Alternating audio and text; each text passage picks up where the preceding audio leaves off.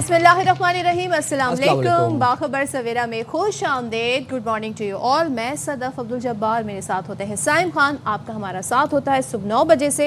रात गए पाक अफगान बॉर्डर में, पर एक बार फिर से हमने सूरत हाल देखी। ज़रा उसकी आपको लेटेस्ट जो अपडेट्स हैं उससे आगाह कर दें तो कुर्रम में हमने देखा कि काबिज़ अफगान तालिबान और फितनतुल खवारिज की जारहियत पर पाक फ़ौज की जानिब से जवाबी ताबड़तोड़ कार्रवाई की गई और पाक फ़ौज ने फिर मुंह तोड़ जवाब भी दिया, जिसमें 6 टैंक पोजीशन अमले समेत तबाह कर दिए।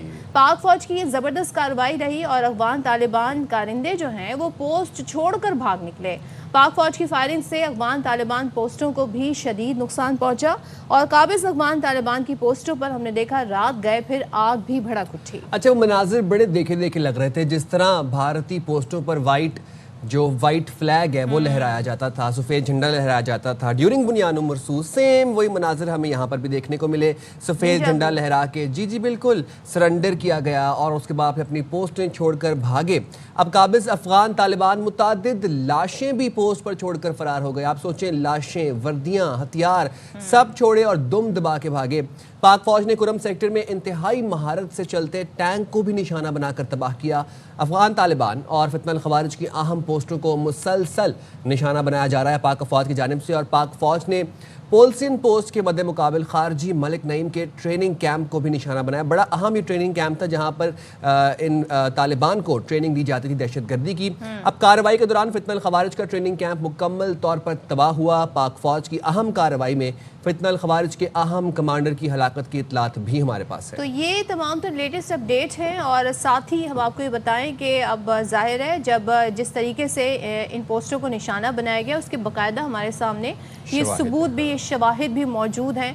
और साथ ही हम आपको ये भी बताएं कि खैबर पख्तूनख्वा में अरसा दराज से कायम जो अफगान पनाह गुज़ीन कैंप था वो भी बंद कर दिया गया। और पाकिस्तान ने साल हर साल, मैं बात करूँगी डेकेड्स, आप इसको 80s के ऑनवर्ड्स ले लें, आफ्टर 70s 80s के ऑनवर्ड्स ले लें, 4 मिलियन से ज़्यादा अफगान पनाह गुज़ीन जो हैं उनको हमने अपने यहाँ होस्ट किया, पनाह दी, रहने को जगह दी। और इसके अलावा यहाँ पर इनके काफ़ी हमने देखा रोज़गार भी हैं, यहाँ से इनका आना जाना भी रहा। लेकिन अब जो है ज़ाहिर है जब मामलात यहाँ तक पहुँच गए, पाकिस्तान ने बहुत अरसे बातचीत के चैनल को जी एक्सरसाइज किया कि उससे जो है मामलात दुरुस्त हो जाएं, लेकिन हमेशा से हमने देखा वहाँ से कोई जवाब नहीं आता था। जब सबूत के साथ ये बात की जाती थी कि देखें आपकी सरजमीन इस्तेमाल हो रही है दहशतगर्दी के लिए, तो वहाँ से कोई जवाब नहीं आता था। तो अब ये जो अरसा दराज से कायम जो अफगान पनाह गुज़ीन कैंप थे ये बंद कर दिए गए हैं और वफाकी हुकूमत ने कैंप बंद करने का जो नोटिफिकेशन है फौरी तौर पर जारी भी किया गया है। और बिल्कुल सही आप सदफ कह रही हैं कि हमने 4 मिलियन से ज़ायद रेफ्यूजीज़ को अपने गले से लगाया। एक अच्छा मुस्लिम कंट्री होने के नाते हमने अपनी रिस्पॉन्सिबिलिटी निभाई। लेकिन हमें बदले में क्या मिला? हमें बदले में मिला स्ट्रीट क्राइम, हमें बदले में मिला दहशतगर्दी, हमें बदले में मिला ह्यूमन ट्रैफिकिंग, ड्रग ट्रैफिकिंग, हमें ये सब कुछ बदले मिला और धोखे पे धोखा बदले में मिला। प्लस पाकिस्तान की अपनी आबादी, पॉपुलेशन बहुत है, हमारे वसाइल जो हैं उसकी डिस्ट्रीब्यूशन भी ज़ाहिर एक बड़ा मैटर करती है। सारी सूरत पर बात कर लेते हैं। दिफाई तज़कियाकार ब्रिगेडियर रिटायर्ड हारिस नवाज साहब हमारे साथ हैं। थैंक यू मच हारिस साहब। ज़रा हमें बताइएगा, रात गए हमने देखा, ख़ासतौर पर हम कुर्रम की बात करें जो सरहदी इलाका है शोर, वहाँ पर जी बिलाश्तियाल फायरिंग होती है, फिर पाक फ़ौज की जानिब से फितनतुल खवारिज को भरपूर जवाब दिया जाता है। आप क्या समझते हैं बावजूद इसके कि लास्ट टाइम जो हुआ उसमें 3 से 4 गालिबन, if I am not mistaken, ये दरख्वास्त की गई जी सीज़ फायर कर लें, जी जंग बंदी कर लें, अब उसके बावजूद फिर से होना, क्या मकासद हैं अफगान तालिबान के? पहले तो सदफ बात यह है कि ये तो बिल्कुल ज़हनी तवाज़ुन खो चुके हैं इंडिया की तरफ से। इंडिया ने अपना भी मुंह काला किया, अब इनको यहाँ पर भी यही इनका हाल हो रहा है। इनको पता है कि हमने इतनी बड़ी फौज का जो हाल के इंडिया का, आपकी तो ना फौज है, आप मर्सनरी सोल्जर्स हैं, आपको ना ट्रेनिंग है, ना आपके पास यूनिफॉर्म है, ना आप डिसिप्लिन हैं, आपको ना आप तो हिट एंड रन वाले यहाँ के लोग हैं, आप टिक के कर ही नहीं सकते हैं। तो आपको क्या ज़रूरत है कि आप हमारी पोस्टों में फायर करते हैं? उसके बाद जो आपका माल करते हैं, 5 से 6 आपकी टैंक पोस्टें उड़ा दी हैं, टैंक उड़ा दिए, क्रूज सारा मारा गया, एक अहम कमांडर मारा गया, लाशें छोड़ के आप भाग गए हैं। उसके बाद इंडिया की तरफ सफ़ेद झंडे खड़े करने शुरू कर दिए। तो व्हाट इज़ द पर्पस? जो आप अगर इंडिया से चंद टिकों की खातर ये कर रहे हो, अपनी बेइज्जती क्यों करवा रहे हो? प्रॉब्लम ये सदफ इनका कि ये मर्सनरीज हैं। अगर अमेरिकन जब आए हुए थे यहाँ पर افغانستان میں تو 40-50 کلومیٹر کے ایریوں میں بانٹے ہوتے تھے. یہ وہاں پر کانٹریکٹر سے امریکن سے پراپر بھتا وصول کرتے تھے, پیسے لیتے تھے. دے وانٹ ڈیلز, ان ڈیل چاہیے امریکہ, یہ انڈیا سے ڈیل کرنے کے لیے. That is the only purpose. اس لیے میں آپ کو یہ بات کرتا ہوں کہ یہ بالکل اپنے آپ کو امبیرس کر رہے ہیں. پاکستان ہمسایہ ملک ہے, ریلیجیس ہمارا سے تعلق ہے, کلچرل تعلق ہے. آپ کے ساتھ دونوں طرف پشتونز رہتے ہیں. ہم آپ کو ہر قسم کے لاجسٹکس بھی دیتے ہیں. ہم آپ کو گندم, چینی, فرٹیلائزر, ٹریڈ, افغان ٹریڈ, ہر چیز دیتے ہیں, اس لیے کہ ہمارے افغان بھائیوں کو پرابلم ہے. بٹ یہ جو افغان طالبان رجیم ہے یہ الیکٹمیٹ ہے. یہ نہ یہ الیکشن کروائے ہیں, نہ یہ ان کی مرضی کی افغان کی حکومت ہے, نہ یہ ایتھنک بیلنس گورنمنٹ ہے, نہ یہ پولیٹیکل انکلوسیو گورنمنٹ ہے. اس لیے ان کی لیجیمیسی نہیں ہے. یہ تو مرضی کا کام کر رہے ہیں. میرے خیال میں یہ دے شوڈ انڈرسٹینڈ کہ ان کو رہنے دو. یہ اس لیے ان کو سمجھ نہیں آ رہی ہے اس بات کی. حارث صاحب ایک چیز بتائیے گا کہ خیر پختونخوا میں افغان کیمپس کو بند کر دیا گیا ہے. اس کے بعد ابھی تھوڑی دیر پہلے خبر آئی کہ کراچی میں قائم جو افغان بستی تھی 40 سال پرانی, اس کو بھی مسمار کیا جا رہا ہے. اب یہ جو قابض افغان طالبان اور فتنہ الخوارج کا گٹھ جوڑ ہے, دہشت گردی کے ساتھ ایک نیکسس بن چکا ہے. پاکستان کی جانب سے افغان پالیسی میں کسی تبدیلی کا امکان ہے, اور اگر ہے تو یہ کتنی ناگزیر ہے, کتنی ضروری ہے؟ دیکھیں, ایک تو یہ افغان ریفیوجی جو ہے نا, یہ یہاں سے کراچی سے بھی ان کو نکل, میں داخلہ تھا, ہم نے اس وقت 1.5 لاکھ لوگوں کو بھیجا تھا. اب ان کو ہمیں ہر حالت میں بھیجنا ہے جو 15 لاکھ کے قریب پر پاکستان میں پھیلے ہوئے. اور یہ جب جائیں گے نا واپس, تو ایک تو ہمارے ملک سے کرائم ریٹ, نارکوٹکس جو ہے یہ سارے ختم ہو جائیں گے. پھر یہ نرسری ہے جہاں پر یہ آ کے سہولت کاری ہوتی تھی, ان کو ٹیررسٹ پہ چھپتے ہیں آ کے ان کو, پھر اس کے بعد یہاں سے جگہ میں چھپ لیتے ہیں, بعد میں اٹیک کرتے ہیں, وہ ختم ہو جائے گا. تھرڈ, ان کو افغان انٹرم رجیم کو پتہ چل جائے گا کہ کس طرح وہاں پر رہتے ہیں. یہ جب جا کے وہاں دیکھیں گے نا پاکستان میں جن کو آرام تھا, پھر وہاں ان کی جو پرابلم ہوگی وہ سمجھ آ جائے گی. تھرڈ یہ کہ اب ہم نے ایک نیو نارمل پالیسی رکھ لی ہے, اسٹیبلش کر لی ہے کہ جب بھی اگریشن ہوگا, کوئی ایسی بات, we will be very hard state, means stick وہ اگریسو ایٹیچیوڈ, اس کے بعد ڈیسائڈ امیڈیٹ ڈیسیژن اور ڈسٹرکٹیو, نو لحاظ. ان کا ہم نے بہت لحاظ کر لیا. دے انڈرسٹینڈ دا لینگویج, یہ لینگویج جو بھی ہم نے اسٹارٹ کی ہے, اور ان کے ہم نے سارے ٹھکانے تباہ کر دیے ہیں. ان کے ٹیررس کے ہائی وے ختم کیے ہیں, ان کے کیمپس ختم کیے ہیں, ان کے جو فورٹ تھے وہ ختم کر دیے ہیں. ان کی پوزیشن 32 وہاں تھی, 6 یہ ہم نے ساری تباہ کر دی. ان کو کیا فائدہ ہو رہا ہے؟ دے مسٹ انڈرسٹینڈ کہ ان کا رہنا سہنا سب کچھ پاکستان کے ساتھ ہے, بیکاز وی آر نیبرز, ہمارے بارڈر تبدیل نہیں ہو سکتے. That is the language they must understand now. ویسے آپ کے خیال میں کیا ڈپلومیٹک چینل افغان حکومت, عبوری جو حکومت ہے, وہ اپنانا چاہے گی؟ آپ کو لگتا ہے کہ ان کی یہ سوچ ہے ہی نہیں؟ کیونکہ ظاہر ہے انڈیا کی جس طرح سے انہیں سپورٹ حاصل ہے اس سارے سینیریو میں. دوسرے, ہم نہ صرف آپ ایگریشن کی پالیسی کی بات کر رہے ہیں, یہاں تو ٹریڈ بھی بہت حد تک پاکستان سے ان کا پورا لنک ہے, اس ٹریڈ سے جو دنیا سے ان کا اگر رابطہ ہے, تو اس میں بھی کیا غور و فکر کرنے کی ضرورت ہے حارث صاحب؟ اب دیکھیں, ہم افغان جو وہاں پر ہیں نا پشتونس, ہم ان کو تکلیف نہیں دینا چاہتے. ہم نہیں چاہتے کہ ان بیچاروں کا کوئی قصور نہیں, ورنہ آج ہم ان کو گندم, چینی, فرٹیلائزر, یہ جو چیزیں ان کو دیتے ہیں, لاجسٹک سپورٹ اور افغان ٹرانزٹ, یہ بند کر دیں تو یہ ایک ہفتہ بھی سروائیو نہیں کریں گے. یہ ہمارے گھٹنے پکڑیں گے, پر تکلیف ہوگی افغان وہاں کے عوام کو. ان کو فرق نہیں پڑتا, ان کو صرف پیسہ چاہیے. جہاں بھی ڈیل ہوگی وہاں یہ چلے جائیں گے. ان کو امریکن بھی پیسے دے رہے ہیں, اس کو یہ پیسے دے رہے ہیں, چائنا مائنڈ دا ملین نکال رہا ہے, وہ ان کو پیسہ دے رہا ہے, اور یہ مدد سے کر رہے ہیں, یہ بیٹھے ہوئے آرام سے. آئی تھنک جو اب ہم نے ایٹیٹیوڈ کیا ہے, دس از اے لینگویج انڈرسٹینڈ. ابھی ان کا کام یہ آپ دیکھیں گے 3-4 دن کے بعد یہ خود آپ کی منتیں کریں گے کہ ہمیں بس ہم نے غلطی کر لی, اور ہم آپ کے ساتھ آپ بات چیت کرنے کے تیار ہے, اور آئندہ کے لیے ہماری سرزمین کسی کے خلاف استعمال نہیں ہوگی.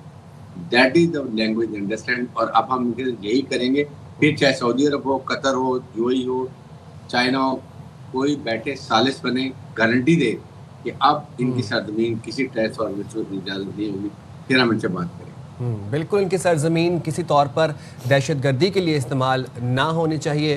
حارث صاحب ایک بات بتائیے گا کہ اب جو پاکستان نے پالیسی اختیار کی ہے، پاکستان کا موقف بڑا کلیئر اور بڑے سخت اقدامات کیے جا رہے ہیں، کوئی ڈیڈ لائن نہیں ہے.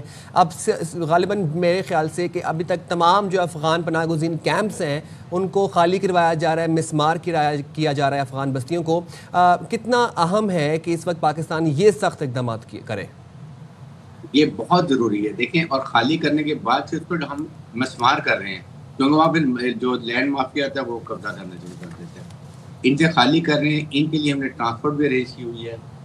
ان کی خواتین کے لیے ہم نے بہت اسپیشل ارینج کیا، اور راستے میں ہر 6-8 گھنٹے کے بعد ریسٹ روم جگہ بنائی ہوئی، وہاں یہ ریسٹ کریں گے.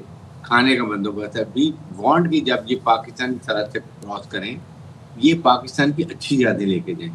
اتنا عرصہ یہ رہے ہیں. ہم چاہتے ہیں جب افغانستان جائیں کو پتہ چلے کہ وہاں پر کیا حالات ہیں اور یہاں یہ کتنے خوش رکھا ہوا تھا. بٹ دس ان کو اگر افغان انٹرم یہ جو گورنمنٹ ہے افغان طالبان رجیم کو اگر ان کا خیال ہے تو کیا ان کا فرض نہیں ہے کہ پاکستان سے بات کریں اور کہیں ہاں جی آئندہ ہم اپنے ساتھ بھی استعمال نہیں کر دیں گے، اب ان کو نہ لکھ دیں. ان کو افغانیوں کی کوئی پرواہ نہیں ہے. ان کو صرف اپنے پیسے سے، ڈیل سے، اینڈ یہی ہے. یہ کوئی اسلام کے لیے کرتے. آپ مجھے بتائیں انڈیا میں جہاں لکھا ہوتا ہے وی لو محمد، 3000 لوگوں کو انڈیا نے کیا یہاں، اور یہ کہتے ہیں ہم اسلام ہے ہمارا اسلام ہے. مجھے بتائیے کہ وہ اسلام کہاں گیا، مجھے بتائیے. یہ پرابلم نہیں ہے. اسلام ان کا کدھر گیا؟ کہیں بھی نہیں ہے. تو یہ تو صرف مرسریز ہیں. ان کو کوئی اسلام سے نہیں ہے. ان آدھوں کو کلمہ پڑھنا نہیں آتا، لیٹ می ٹیل یو. اور یہ امیر متقی وغیرہ جو ہے یہ پاکستان میں ساری زندگی رہے ہیں. اربوں کا کاروبار اس کا فیملی بھائی کرتا ہے یہاں پر. I think we should push him also out تاکہ ان کو پتہ چلے کہ کیا ہوتا ہے. ٹھیک ہے. تھینک یو سو مچ حارث نواز صاحب. بریگیڈیئر ریٹائرڈ حارث نواز صاحب ساتھ تھے، ساری صورتحال پر بات کر رہے تھے.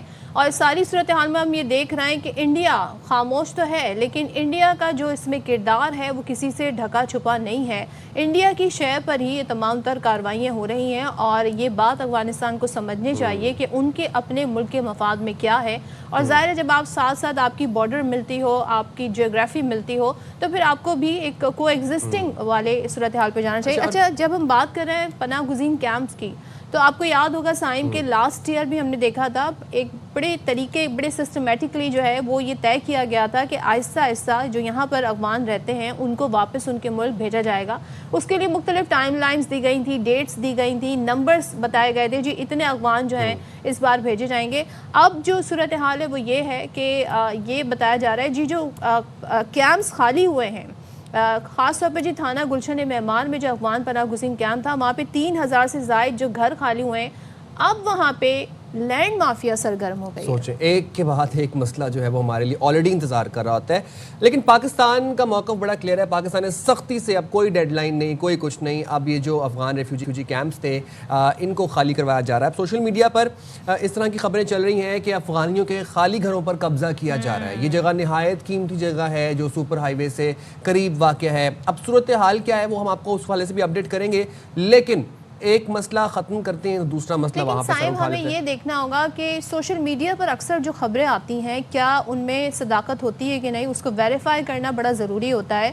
اب یہ کون ہے، کیا واقعتاً جی وہاں پر قبضہ ہو رہا ہے کہ نہیں، یہ چیزیں جاننا بہت ضروری ہے. اور اس طرح کی جو خبریں ہیں ظاہر ہے اس میں ہم یہ دیکھتے ہیں کہ اکثر و بیشتر جی سچ جو ہے وہ سامنے آنے میں تھوڑا ٹائم لگ جاتا ہے.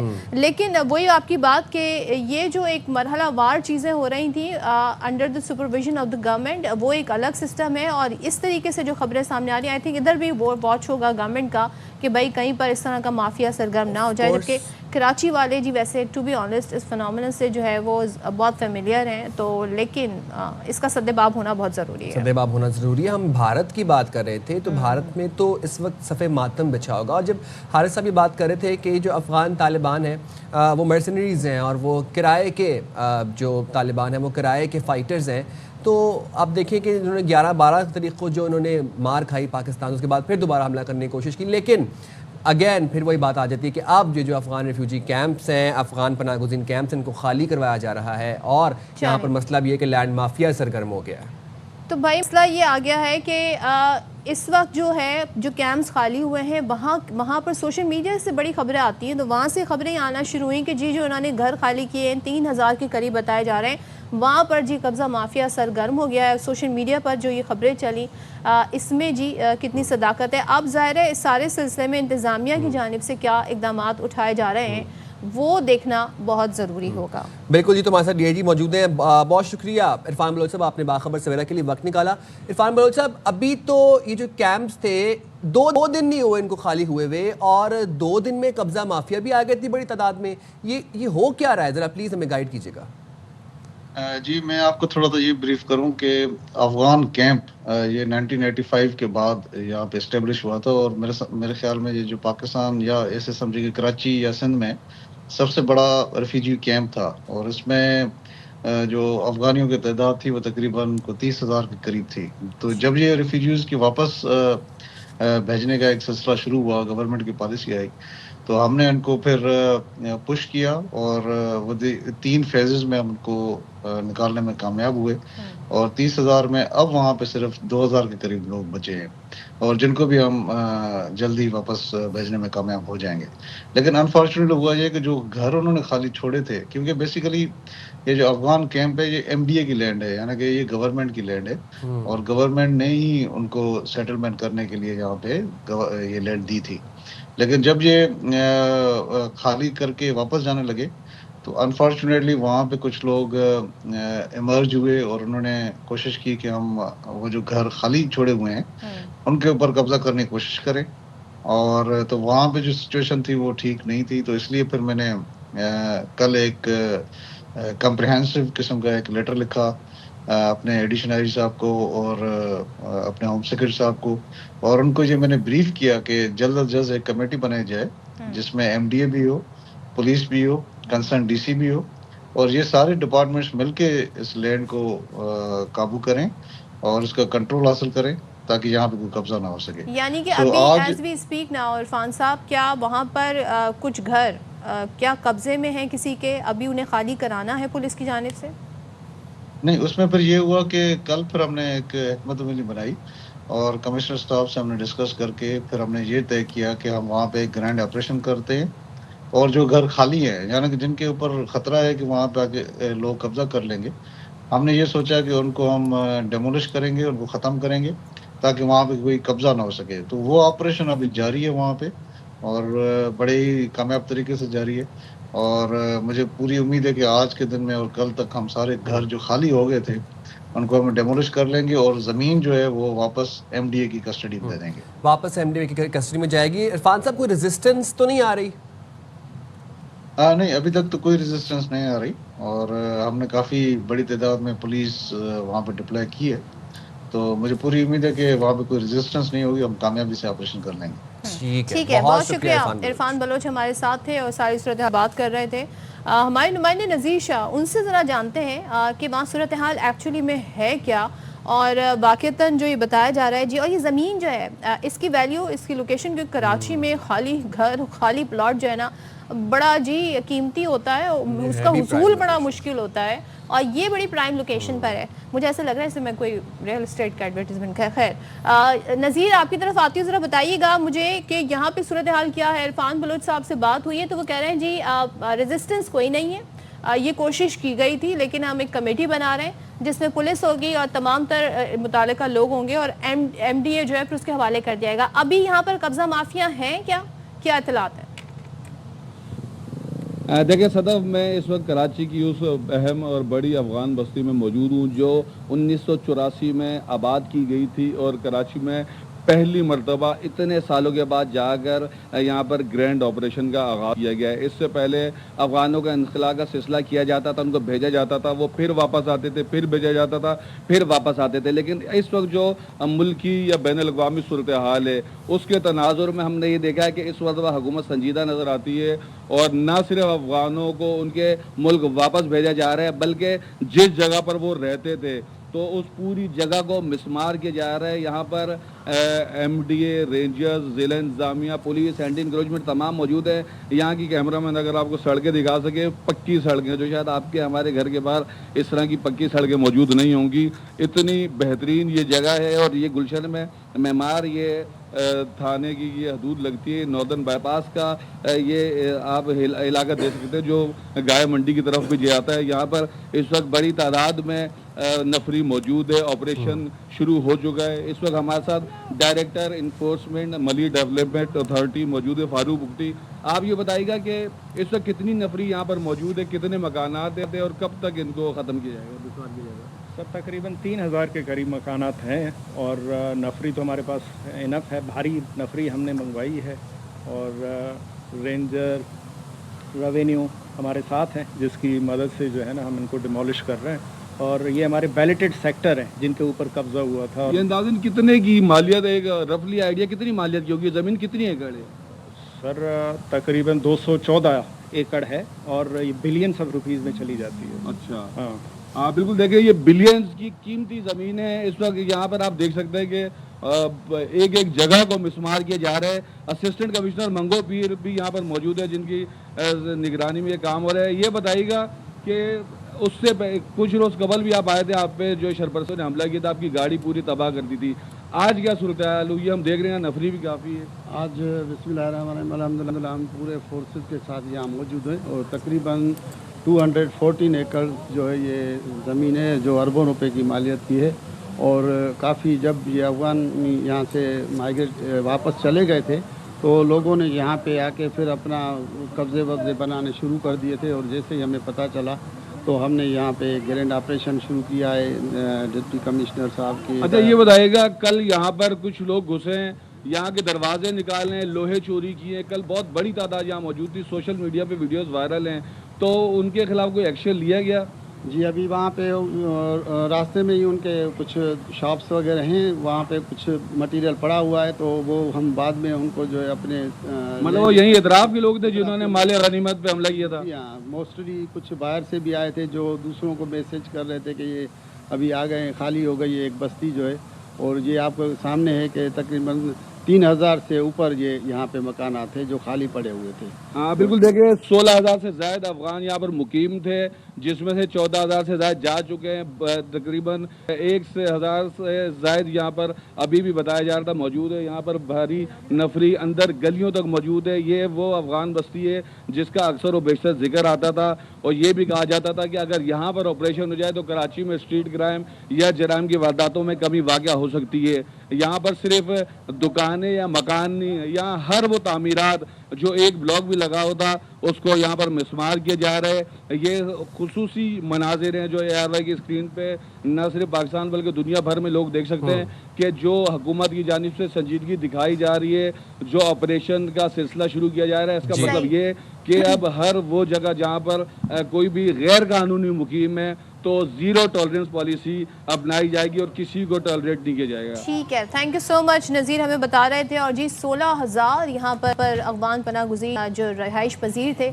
अब इसमें से 14000 जा चुके हैं। तो वो सूरत हाल इस वक्त बता रहे थे और तमाम तरजीह नजरें हैं कि यहाँ पर कब्जा माफिया जो है वो सरगर्म ना हो। तो हम जाएंगे छोटी सी ब्रेक पे, हाजिर होंगे ब्रेक के बाद। चिराइते उदास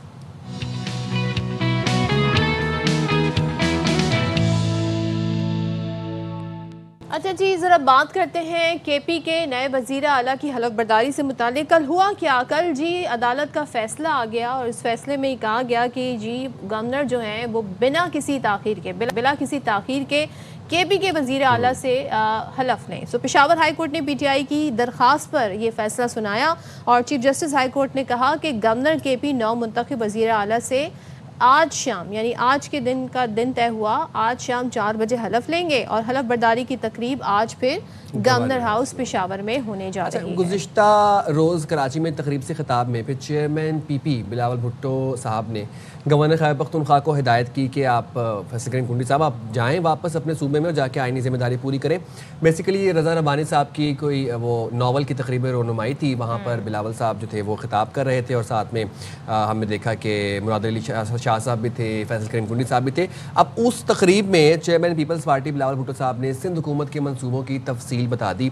दो जो अहम चीज़ें उन्होंने हाईलाइट की उसमें एक तो ये थी कि आपको पता है कि खैरपुर का जो इकोनॉमिक जोन है वो पूरी दुनिया में second largest and second best economic zone है। एंड सेकेंडली उन्होंने ये कहा कि नेपाल का सबसे ज़्यादा घर बनाने का रिकॉर्ड मुराद अली शाह की सिंध हुकूमत ने तोड़ा। تو آپس میں تقسیم نہ ہو, ہمیں مل کر دنیا سے مقابلہ کرنا چاہیے. اچھا, کنڈی صاحب کو انہوں نے کیا کہا, ذرا وہ سنواتے ہیں آپ کو. گورنر صاحب, آپ کے خیال میں پختونخوا پہنچنا چاہیے. میں چیف منسٹر سندھ صاحب سے ریکویسٹ کرتا ہوں اپنا جہاز گورنر صاحب کو دے دیں تاکہ گورنر صاحب پختونخوا پہنچ کے آئین اور قانون کے مطابق اپنا ذمہ داری پورا کرے. اچھا, یہ بڑی انٹرسٹنگ بات رہی. ایک تو گورنر جو کراچی میں موجود تھے کے پی کے, اور پھر ان کو بلاول صاحب نے باقاعدہ پوری اس تقریب میں مخاطب کر کے کہا کہ بھائی آپ جائیں اور آئینی ذمہ داری پوری کریں. اچھا, اب ساتھ ہی آپ کو بتائیں کہ جو نون لیگ اور پیپلز پارٹی کے اندر ایک چپکلش جاری تھی, اس میں سیز فائر تو ہو گیا تھا, بٹ اس کے باوجود سوشل میڈیا پر ہم دیکھ رہے ہیں مہم پر پیپلز پارٹی کے تحفظات جاری ہیں, اور نون لیگ سوشل میڈیا پر اب بھی پیپلز پارٹی جو ہے مہم کے حوالے سے پیپلز پارٹی کہہ رہی جی ہمارے مخالف مہم چل رہی ہے, قیادت کو آگاہ کر دیا ہے, اور یہ معاملہ اب سینٹرل ایگزیکٹو کمیٹی میں زیر غور لایا جائے گا. سوچیں, پھر بات گھوم پھر کر وہیں پر آ گئی ہے. سو پنجاب میں کہتے ہیں جی پیپلز پارٹی مخالف بیانیہ بنایا جا رہا ہے, اور پھر اس سے پہلے جو دونوں جماعتوں کے وفد ہیں ان کی ملاقات بھی ہوئی تھی اور طے ہوا تھا کہ اب ایسا نہیں ہوگا. کافی عرصے بعد بلاول صاحب نے لب کشائی کی ہے ساری صورتحال پہ, لیکن ہم ذرا بات کرتے ہیں. دو امپورٹنٹ ایشو ہیں, ایک تو یہ ایشو پیپلز پارٹی نون لیگ کا, دوسرا جو حلف برداری تقریب ہے اس حوالے سے بات کریں گے. اس وقت ہمارے ساتھ مسلم لیگ نون کے رہنما وزیر مملکت حذیفہ رحمان موجود ہیں. تھینک یو سو مچ حذیفہ ہمیں جوائن کرنے کے لیے. سب سے پہلے تو یہ بتائیے گا, ایک ٹائم تو یہ تھا جب یہ سمجھ نہیں آ رہی تھی جی کہ کیسے وفاق سے وہ تعلق بنائیں گے, وزیر اعلیٰ کیسے بن پائیں گے, اور عدالت بھی جانے کا سوچا تھا کے پی کی اپوزیشن جماعتوں نے, بٹ پی ٹی آئی چلی گئی عدالت اور وہاں سے فیصلہ بھی آ گیا. اب آج ہونے جا رہی ہے حلف برداری کی تقریب. سو اس ساری صورتحال پر نون لیگ کا کیا موقف ہے, کیونکہ اب ظاہر ہے آپ وفاق میں آپ سے لنک بنانا ہے, آپ سے کنیکشن بنانا ہے, تعلق بنانا ہے کے پی کی حکومت نے. جی بہت شکریہ. جی آپ کے سوال کے دو حصے ہیں, دونوں پہ میں روشنی ڈالنا چاہوں گا. پہلا تو یہ کہ ہمارا نقطہ نظر تھا کہ جس طریقے سے وزیر اعلیٰ کا استعفیٰ جو ہے وہ ایکسیپٹ ہوتا ہے اور اس کے بعد چیف سیکریٹری اپنے ایکسیپٹیشن جی ڈی کو کہہ کر اس کا نوٹیفیکیشن جاری کرتے ہیں, اور اس کے بعد جو ہے وہ اس سارے پروسیس کے بعد نئے وزیر اعلیٰ کے انتخاب کا شیڈول جاری ہوتا ہے. لیکن یہاں معاملہ الٹ ہوا. 11 تاریخ کو وزیر اعلیٰ نے اپنا استعفیٰ دیا, اور اس استعفے سے پہلے ہی جو سابقہ استعفیٰ تھا جس کو انہوں نے اپنے ہاتھ سے نہیں لکھا ہوا تھا, اس کی روشنی میں اسپیکر نے شیڈول جاری کر دیا. اور ہمارا نقطہ نظر تھا کہ اگر استعفیٰ ایکسیپٹ ہی نہیں ہوا تو شیڈول جاری کیسے ہو سکتا ہے. لیکن ہمارا نقطہ نظر کو پشاور ہائی کورٹ نے مسترد کیا, اور کل انہوں نے ہدایت کی کہ آج شام 4 بجے آپ جو ہے اس کا حلف لیں, لیکن یہ اپیلیبل آرڈر ہے.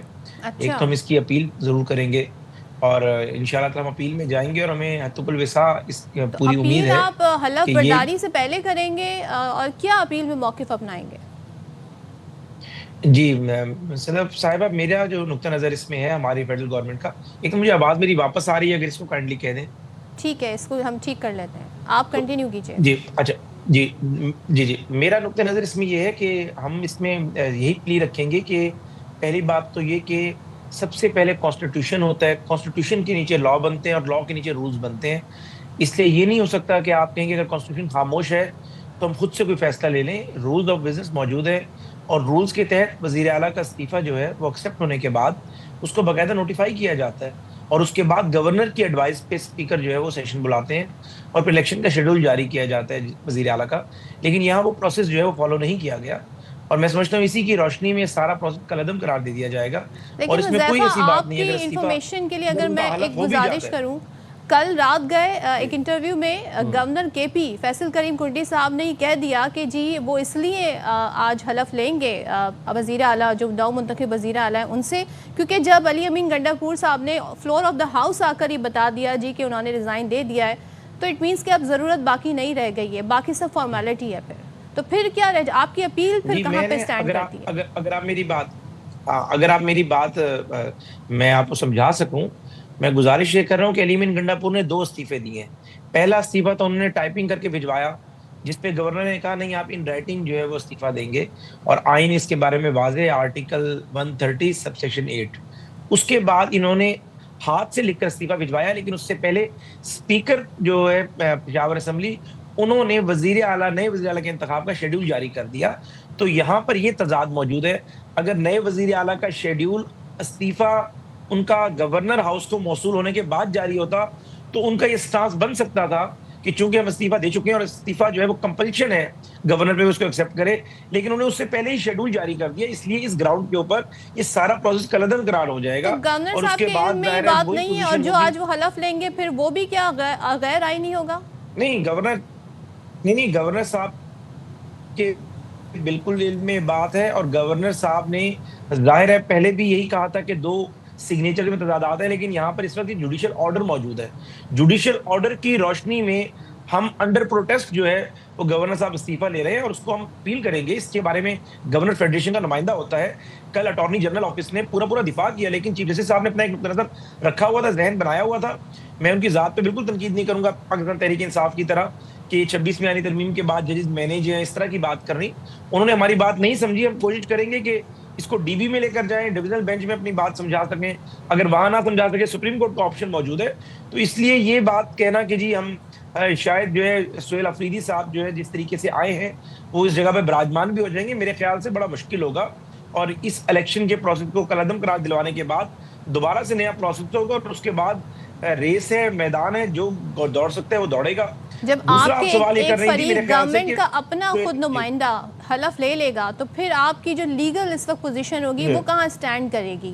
تو عدالت جائیں گے آپ، ظاہر ہے آپ کا رائٹ ہے، بٹ جب اگر وہ حلف لے لیں، آرڈر ایک تو اپیلیبل آرڈر ہے. جی عرض یہ ہے کہ ایک تو یہ آرڈر اپیلیبل آرڈر ہے، لیکن اپیلیبل آرڈر پہ جب تک سٹے نہیں ہو جاتا تب تک یہ بائنڈنگ ہے کہ اسی کمپلائنس کی جائے. تو چاہے وہ گورنر ہو، چاہے وہ وزیر اعظم ہو، یا چاہے کوئی وزیر ہو، ہائی کورٹ کا ایک آرڈر ہے، اسی کمپلائنس تو ہم نے کرنی ہے. بٹ گورنر وفاق کا بھی نمائندہ ہے نا، میں جا رہے ہیں ان دا مین بائی، اور آپ وفاقی حکومت ہیں.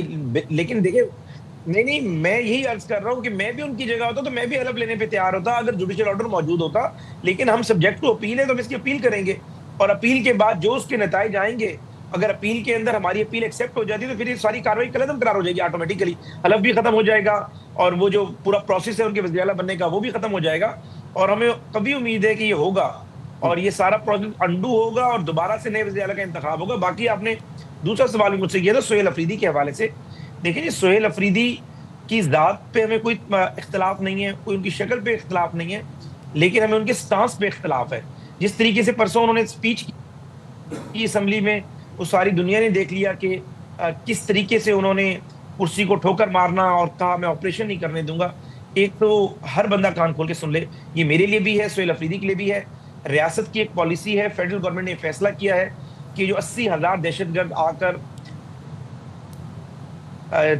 کے پی کے میں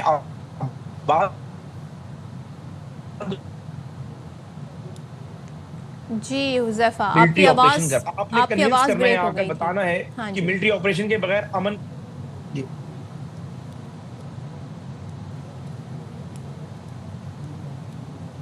جی حذیفہ آپ کو ریکنیکٹ کرتے ہیں. اور حذیفہ کہہ رہے تھے جی ان کو جو وہ انہوں نے سٹانس لیا ہے، یعنی کہ جو سہیل آفریدی ہیں پاکستان تحریک انصاف کے جو سی ایم بننے جا رہے ہیں، آج حلف لیں گے، ان کے سٹانس میں انہیں اعتراض ہے کہ جو وہ ایک سوچ رکھتے ہیں، اور جو آ کر انہوں نے اپنا ایک پالیسی اسٹیٹمنٹ دیا اس دن ووٹ حاصل کرنے کے بعد، اس حوالے سے حذیفہ بات کر رہے تھے. باقی حذیفہ کا یہ کہنا جی کہ اب حلف بھی لے لیں، گورنر اگر حلف بھی لینے باوجود اس کے گورنر جی وفاق کا نمائندہ ہوتا ہے، اور انہوں نے خود رضامندی ظاہر کر دی ہے کہ جب عدالت کا فیصلہ آ گیا ہے تو پھر ہم اس پہ حلف لیں گے. حذیفہ آپ کنٹینیو کرنا چاہیں گے؟ جی آپ کہہ رہے تھے ان کے پالیسی بیان سے متعلق.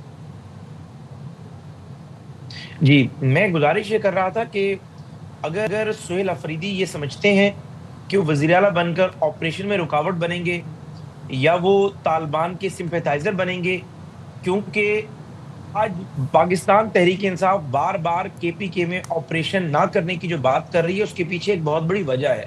اور وہ وجہ یہ ہے کہ 8 فروری 2024 کے الیکشن میں اس تحریک طالبان پاکستان کے جو 80,000 دہشت گرد آ کر کے پی کے میں آباد ہوئے، انہوں نے پوری سہولت کاری کی پاکستان تحریک انصاف کے حق میں، اور انہوں نے مولانا فضل الرحمان صاحب اور اے این پی کے لوگوں کو ہروانے میں پورا کردار ادا کیا. لوگوں کو کمپین نہیں چلانے دی، پریزائڈنگ افسران کو ڈرایا دھمکایا. فارم 45-47 کا جو تانا پاکستان تحریک انصاف پنجاب میں نون لیگ کو دیتی ہے، وہی تانا پاکستان تحریک انصاف کو جی آئی فے اور اے این پی کے پی کے میں دیتی ہے. اور وجہ یہ ہے کہ یہ 80,000 لوگ جو ہے جو آ کر کے پی کے میں افغانستان سے آباد ہوئے آج دہشت گردی کر رہے ہیں, انہوں نے پوری سہولت کاری کی ہے. اس لیے پاکستان تحریک انصافی سے مجبوری ہے کہ وہ بار بار یہ بات کہے کہ ہم آپریشن کی مخالفت کر رہے ہیں, کیونکہ ظاہر ہے جو انہوں نے ایک ریوارڈ دیا تھا 8 فروری 2024 کو اسی ٹی ٹی پی سے, آج اس کو لوٹانے کا ٹائم ہے اور لوٹانے کی کوشش کر رہے ہیں.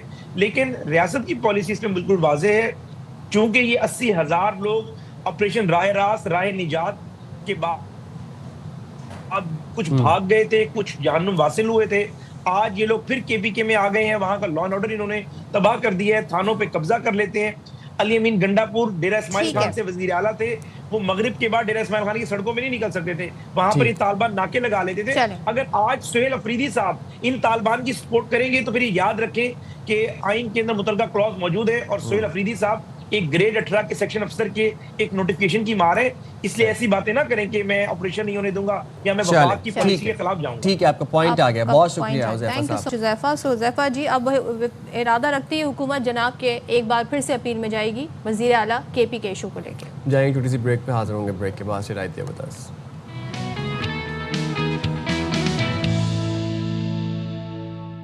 Welcome back. ذرا کرکٹ کے میدان سے بھی آپ کو خبریں دے دیتے ہیں تھوڑی سی. لاہور ٹیسٹ انتہائی سنسنی خیز مرحلے میں جناب داخل ہو چکا ہے, اور آج میچ کو چوتھا اور یقیناً آخری دن ثابت ہوگا. پاکستان کو میچ جیتنے کے لیے 8 وکٹیں, جنوبی افریقہ کو جیت کے لیے مزید 226 رنز کی ضرورت ہے, اور میچ کے تیسرے دن شاہینوں نے جنوبی افریقہ کو 269 رنز پر ڈھیر کر دیا. نعمان علی نے 6 اور ساجد خان نے 3 شکار کیے. اچھا جی, دوسری اننگ میں پاکستان کا مڈل آرڈر ایک مرتبہ پھر سے صرف 167 رنز پر ہی آل آؤٹ ہو گیا, اور ایک موقع پر 150 رنز پر 5 وکٹیں گری تھیں, لیکن اس کے بعد صرف 17 رنز کا اضافہ ہوا اور باقی کھلاڑی بھی چلتے بنے. تو جناب یہ صورتحال ہے. آج ذرا بات کر لیتے ہیں, شاہد ہاشمی نمائندہ خصوصی سے ہمارے ساتھ ہیں. شاہد صاحب, آج فیصلہ کن دن ہو سکتا ہے, لیکن ایک بار پھر سے ہم نے دیکھا کہ صورتحال یہ بن گئی ہے. اب کس طرف جاتا ہوا دکھ رہا ہے آپ کو معاملہ؟ دیکھیں, پاکستان کی ٹیم فیوریٹ ہے, اس لیے کہ اس پچ پہ بیٹنگ کرنا مشکل ہے, اسپن ہو رہی ہے. نعمان علی بڑے زبردست فارم میں, ساجد خان بڑے زبردست فارم میں. پہلی اننگز میں انہوں نے وہ صرف 3 ہی وکٹیں لی تھی, لیکن ظاہر متمنی ہوں گے کہ انہیں زیادہ وکٹیں ملے نعمان علی سے. دونوں کا بڑا اچھا پلیئر ہے, اور جنوبی افریقہ کو اتنا ایکسپیرینس نہیں ہے اس طرح کی پچوں پر کھیلنے کا. پاکستان فیوریٹ ضرور ہے, لیکن جس طرح کل پاکستان نے بیٹنگ کی بہت ہی مایوس کن تھی. انہیں شاید یہ بہت بڑا فخر تھا کہ ہمیں 109 رنز کی لیڈ ملی ہے, تو ہم جیسے بھی بیٹنگ کریں گے ہم جیت جائیں گے. ایسا نہیں ہوتا ٹیسٹ میچوں میں. اگر ایک لمبی پارٹنرشپ لگ گئی جنوبی افریقہ کی تو پاکستان کو مسائل ہو سکتے ہیں. آلدو کہ پاکستان کی ٹیم یہ ٹیسٹ میچ جیتنے کی. شاہد بھائی, مڈل آرڈر بڑا برا پرفارم کیا, اور ہم نے دیکھا کہ صرف 17 رنز کا اضافہ کیا اور 5 وکٹیں گریں. تو آپ کو کیا لگتا ہے کہ اس کا ذمہ دار کھلاڑیوں کو ٹھہرانا چاہیے یا پچ والا ایشو ہی ہے یہ بھی؟ دیکھیں, پچ میں اتنے کوئی صاف نہیں تھے, اتنی لمبی کوئی ٹرن نہیں ہو رہی تھی, لیکن بڑی غیر ذمہ دارانہ بیٹنگ کی. اور یہ پاکستان کی ٹیم کا خاصا رہا ہے, چاہے وہ T20 ٹیم ہو, چاہے وہ ون ڈے کی ٹیم ہو, چاہے وہ ٹیسٹ کی ٹیم ہو. اور یہ کافی عرصہ ہو گیا کہ پاکستان وکٹیں کھوتا ہے تو لمبی ایک دم 5-6 وکٹیں ایک ساتھ گر جاتی ہیں, ایسا کولیپس ہوتا ہے. پہلی اننگز میں دیکھیں تو 199 کے اسکور پر 3 وکٹیں گر گئیں, پھر 262 یا 267 کا ایسا اسکور تھا, اس پہ 3 وکٹیں گر گئیں. تو آنا جانا لگا رہتا ہے پاکستانی بیٹسمینوں کو. جن پلیئروں نے پہلی اننگز میں اسکور کر لیا تھا انہوں نے دوسری اننگز میں نہیں کیا, وہ بہت پر اعتماد ہو جاتے ہیں کہ نہیں ہم. بھائی امام الحق کی بات کر رہے ہیں نا, پہلی اننگز میں انہوں نے 93 رنز بنائے, اور پھر ہم نے دیکھا جب دوسری اننگز میں انہوں نے آغاز میں ہی آگے نکل کر شاٹ مارنے لگے, پھر اسٹمپ ہو گئے. اسی طریقے سے بابر کی بھی ہم بات کریں, ہم تو انتظار ہی کر رہے ہیں کہ کب ذرا بابر جو ہیں وہ کھل کر ان کی فارم جو ہے وہ واپس آئے.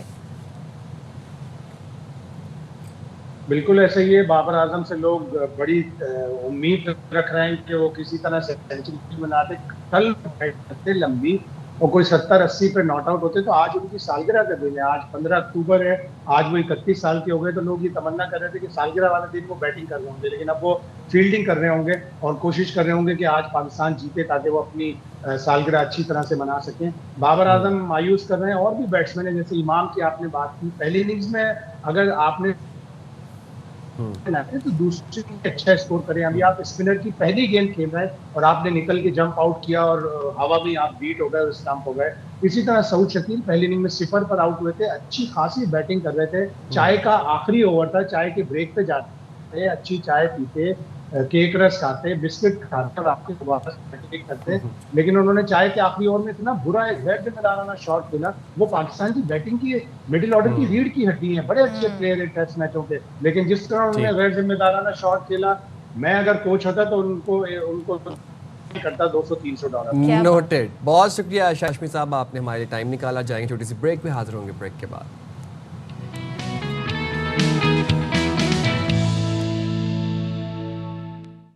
अस्सलामुअलैकुम. बाखबर सवेरा में एक दफ़ा फिर से आपको कहते हैं खुश आमदीद. साइम खान और सदफ अब्दुल जब्बार बहुत सी खबरें लिए, बहुत से मज़े के सेगमेंट्स लिए एक दफ़ा फिर से आपकी खिदमत में हाजिर हैं. बात कर लें थोड़ी ज़रा खुराक के हवाले से और गंदम के हवाले से. इस घंटे के शुरू में तो खैबर पख्तूनख्वा में 75% फ्लावर मिल्स बंद होने की वजह से आटे की किल्लत का खदशा हो गया है.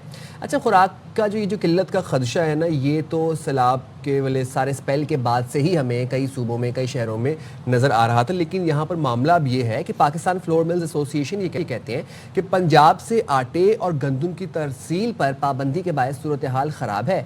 अगर पाबंदी ख़त्म नहीं की गई तो एहतजाज का रास्ता इख्तियार किया जाएगा. अच्छा, आप ये देखें, जो बताया जा रहा है 75% जी फ्लावर मिल्स जो हैं वो बंद होने का खदशा है और गंदम और आटे की तरसील के बायस अब क्या होगा, ज़ाहिर है डिमांड एंड सप्लाई फैक्टर यहाँ पर आ जाता है.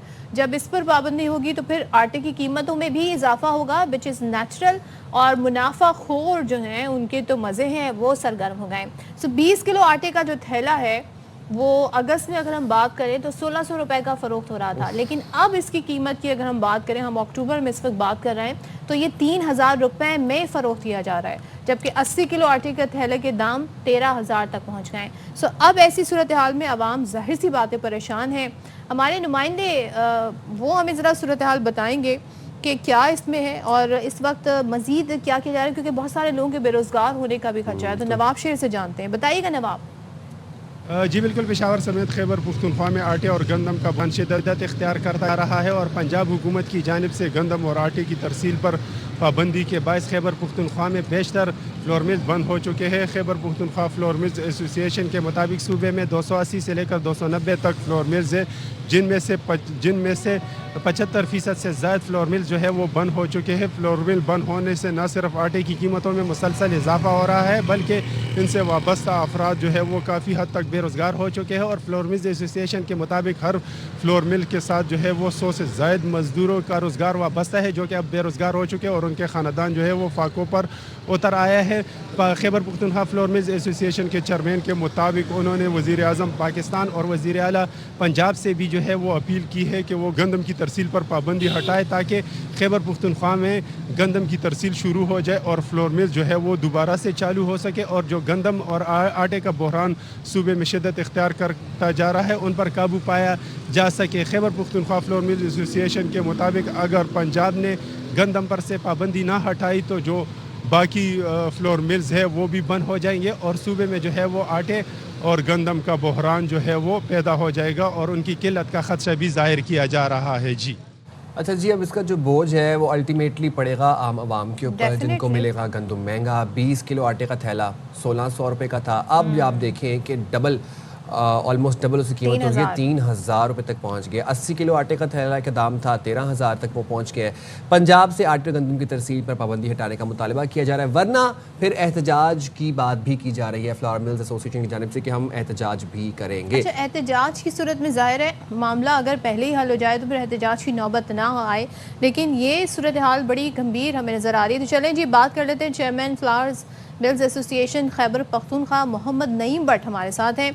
नईम भट्ट साहब, ज़रा हमें एग्जैक्ट नंबर्स आप दे सकते हैं कि कितनी फ्लावर मिल्स जो हैं वो बंद हो गई हैं, सूबे में गंदम और आटे की सूरत हाल एक्चुअली है क्या, बहरान कितना सीरियस है? बहुत बहुत मेहरबानी आपकी, इस अहम मसले की तरफ आपने हमें टाइम दिया. आज जो है 25 अगस्त को पंजाब हुकूमत ने बैन सूबाई पाबंदी लगा दी थी, क्योंकि इस वक्त इस साल जो गवर्नमेंट ने पॉलिसी बनाई थी कि ये फ्री ट्रेड होगा, गवर्नमेंट गंदम नहीं खरीदेगी, ये डी रेगुलेशन हो जाएगी. اس کے ساتھ سیکرٹری فیڈرل سے منسٹر سے ہماری میٹنگ بھی ہوئی. اس میں یہ طے ہوا کہ ڈی ریگولیشن پورے پاکستان میں گندم و آٹے کی موومنٹ فری ہوگی. گورنمنٹ یہ گندم نہیں خریدے گی, پرائیویٹ سیکٹر خریدے گا, وہی اسے استعمال کرے گا, وہی آٹا بنائے گا. بدقسمتی سے پنجاب کی بیوروکریسی نے 25 اگست 2025 کو ایک غیر آئینی غیر قانونی پابندی لگا کر پورے ملک میں ایک بحران کی کیفیت پیدا کر دی. کیونکہ صوبہ کے بھی کے خاص کر ڈیفیشینٹ صوبہ ہے. ہماری ضرورت تقریباً سال کی 54 لاکھ ٹن بنتی ہے. ہماری پیداوار تقریباً 12 لاکھ ٹن ہے اور 42 لاکھ ٹن گندم آٹا پنجاب سے آتا ہے. یہ 2 دہائیوں سے آ رہا ہے گندم کی شکل میں, آٹے کی شکل میں. کچھ کے پی حکومت اپنے لیے اسٹاک لے لیتی ہے, کیونکہ اس سال گورنمنٹ نے اسٹاک بھی نہیں لیا, لیکن کیونکہ فری موومنٹ تھی انہوں نے ڈی ریگولیشن کر دیا ہے, اوپن مارکیٹ سے آئے گا. لیکن پنجاب کی بیوروکریسی نے مانیٹرنگ کے نام پر چیک پوسٹیں بناتے ہوئے پورے پاکستان میں گندم اور آٹے کی نقل و حمل بند کر دی, جس کی وجہ سے 25 اگست کو یہ آٹے کا ریٹ جو تھا 1650 روپے چل رہا تھا. 5 دن کے اندر اندر یہ گندم جو ہے جو 7000 روپے 100 کے جی چاہ رہی تھی, یہ ایک دم 10,500 ٹن پر 100 کے جی پہنچ گئی ان پابندیوں کی وجہ. ہم نے اس وقت سے احتجاج کر رہے ہیں. یہ آٹا جو ہے جو 1650 روپے کا تھا, یہ ایک دم جو ہے 2700-2500 پہ پہنچ گیا. آج یہ کے پی کے کی یہ پوزیشن ہے کہ پنجاب میں جو چیک پوسٹیں بنی ہوئی ہیں یہ غیر آئینی قانونی جو پنجاب نے لگائی ہوئی ہیں, مانیٹرنگ کے نام پہ لگائی ہوئی ہیں, اور یہ مانیٹرنگ کے نام کے اوپر آج بھی کے پی کے میں چوری چھپے جو گندم آ رہی ہے, آٹا آ رہا ہے. لیکن اس پہ پتہ نعیم صاحب ایک بات بتائیے گا کہ کے پی کی اپنی جو مقامی گندم کی پیداوار ہے وہ کیا ہے, اور مجموعی اس کی ضرورت کتنی ہے صوبے کی؟ یہ صوبے کی ضرورت جی 54 لاکھ ٹن سالانہ ہماری ضرورت ہے کے پی کے کی. 12 سے 13 لاکھ ٹن صوبائی ہماری صوبے کی پیداوار ہے, اور 41 لاکھ ٹن کے قریب ہماری جو ضرورت ہے وہ پنجاب سے دہائیوں سے پوری ہوتی ہے. یہ کچھ گندم کی شکل میں آتی ہے تو انڈسٹری چلتی ہے, آٹے کی شکل میں آتی ہے جو ڈیلر جو ننبائی یہ آٹا جو ہے ڈیلر لاتے ہیں وہاں سے. یہ دہائیوں سے لا رہے ہیں. کیونکہ ڈی ریگولیشن ہونے کے بعد اس سال یہ واضح طور پر فیڈرل گورنمنٹ نے اعلان کیا تھا کہ پہلے بھی اب کوئی قسم کی بین الصوبائی پابندی نہیں ہوگی. اس کے باوجود پنجاب کی بیوروکریسی نے ظلم اور بربریت کرتے ہوئے پورے چیک پوسٹیں بنا دی. چیک پوسٹیں بننے سے جو آٹا 1650 ذرا ہمارے علم میں لائیے گا کہ جب یہ 1650 ہاں جی پنجاب سے جو آٹے اور گندم کی جو ترسیل پر پابندی کا معاملہ ہے, اب بات احتجاج تک آ گئی ہے. کیا اس سے پہلے صوبائی حکومت اور وفاق میں کوئی رابطہ نہیں ہوا ہے, اور کتنی بار یہ رابطے ہوئے ہیں؟ دیکھیں جی, ہم نے پریزیڈنٹ آف پاکستان کو خط لکھے, پرائم منسٹر کو خط لکھے, ministry of food and agriculture کو خط لکھے, وزیر اعلیٰ کے پی کے کو خط لکھے, وزیر اعلیٰ پنجاب کو خط لکھے, اور اسی طرح تمام چیف سیکرٹریوں کو خط لکھے. وہ خط بھی ہمارے پاس موجود ہے, ہم نے ان کو بھیجے تاکہ یہ بین صوبائی جو پابندی ہے ان کو غیر قانونی غیر ختم کیا جائے. لیکن آج تک یہ ٹس سے مس نہیں ہوئے. پنجاب کی ہردرمی کی وجہ سے, گورنمنٹ کی ہردرمی کی وجہ سے آج کے بی کے میں تقریباً 90% ملیں بند ہو چکی ہیں. بازار میں آٹے کی شدید قلت ہو چکی ہے. جو آٹا 1650 کا تھا آج 3000 روپے میں بک رہا ہے 20 کلو کا. جو ننبائیوں کو آٹا ملتا تھا, فین آتا تھا پنجاب سے, وہ تقریباً 13,000 کے لگ بھگ بک رہا ہے. پشاور میں روٹی مہنگی ہو چکی ہے. آپ یقین کریں کہ چند دن بعد کہ پشاور میں لوگ آٹے کے لیے ایک تھیلے کے لیے سڑکوں پہ پھریں گے. مجھے ایک بات بتائیں, یہ کوئی نیا ایشو نہیں ہے. یہ ہم نے دیکھا یہ اکثر و بیشتر یہ ایشو سر اٹھاتا رہتا ہے. اس کا مستقل حل کیا ہے, اور اب تک یہ حل کیوں نہیں نکالا گیا؟ دیکھیں جی, اس کا مستقل حل موجود ہے. کیونکہ جب پنجاب کا جی چاہتا ہے پابندی لگا دیتا ہے, جب پنجاب جی نہیں چاہتا یہ کھول دیتا ہے. یہ سب سے زیادہ پنجاب کی بیوروکریسی اس میں انوالو ہے.